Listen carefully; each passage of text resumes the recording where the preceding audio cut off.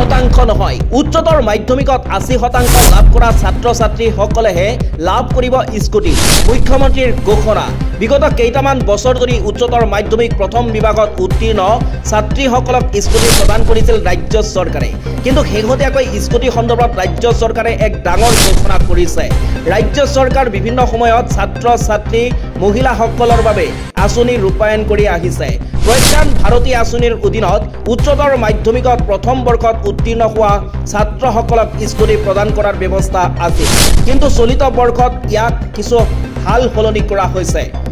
মুখ্যমন্ত্ৰী হিমন্ত বিশ্ব শৰ্মাই জনোৱা অনুসৰি এবাৰ উচ্চতৰ মাধ্যমিক পৰীক্ষাত 80% লাভ কৰা ছাত্ৰ ছাত্ৰীসকলেহে স্কুটি লাভ কৰিব শৰ্মাই কয় যে এবাৰ পৰীক্ষা অনুষ্ঠিত হোৱাৰ আগতে বিজ্ঞাপন দিয়া হৈছিল যে এইবাৰৰ পৰা 80% পালেহে স্কুটি লাভ কৰিব শৰ্মাই কয় যে ৰাজ্য চৰকাৰে নিযুত মইনা আঁচনি আৰু স্কুটি একেলগে প্ৰদান কৰিবলৈ সক্ষম নহয় স্কুটি বন্ধ কৰিব নালাগে কিন্তু একদম বন্ধ কৰি দিব নোৱাৰি বাবে 80% লাভ কৰা সকলকে স্কুটি দিয়াৰ ব্যৱস্থা কৰা হৈছে ইয়াৰ বিপৰীতে বাকি ছাত্ৰীসকলে নিযুত মইনা আঁচনিৰ ধন লাভ কৰিব